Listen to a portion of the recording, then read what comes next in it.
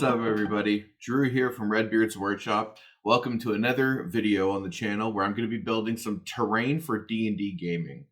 The reason I'm doing this is because I have a game tonight and I realized I don't have the right terrain for it. My players just returned to the material plane from 2 different planes that they had to travel through, and I'm just a fan of warping time regardless of whether they're coming from the Fey realm or not.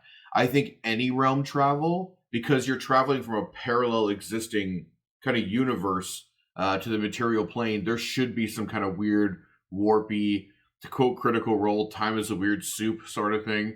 So I had my players roll for it, and they skipped ahead like a year, which is kind of crazy. Also because I wanted to progress the story a little bit. There'd been a lot of breaks over the last 2 years with this group, and I thought, you know what? We need to really speed things up a little bit. So it's kind of an excuse to do that. The thing is now they're in the winter, and they're north of the country, closer to some mountains. And so they're going to be doing a few things today, I think.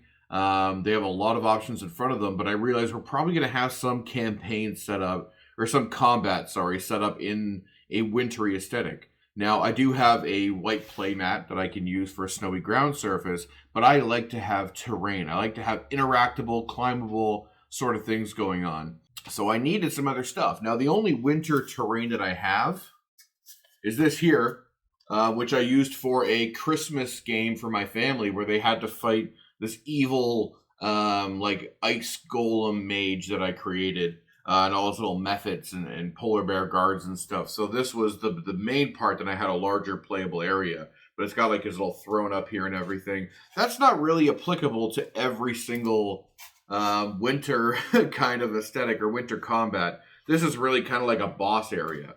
But I was able to complete that in one day and get it ready the day, like a couple days before that Christmas game. Now, my game is at 7:30 tonight. I've got to leave here at about 6:15, 6:30 or so, which means I have about 6 hours to get something created and finished up and painted and cured and everything. I've got a ton of XPS foam here, just oodles of it. And so what we're going to do is I want to make some kind of like rocky or icy protrusions, or kind of like hilltops with like icicles or something, things that they can climb up, maybe like a little snow bridge they can walk over, maybe some rocks. I might even try to create some like evergreen looking trees with snow on them. I'm not sure, but the point of this video is to try to make as many little cool positional terrain pieces that I can in the next few hours, get everything painted, get everything finished, and get it done in time for tonight's game. So this is a speed video, which is why I've been barreling through my explanation and talking really fast. But follow along, guys, and we're going to see what we can get done in time. I'm not going to do a whole lot of talking. You've seen the terrain process in other videos. I'm not sure I need to explain everything to you. So I'm just going to show you with some cool music, and let's get on with it.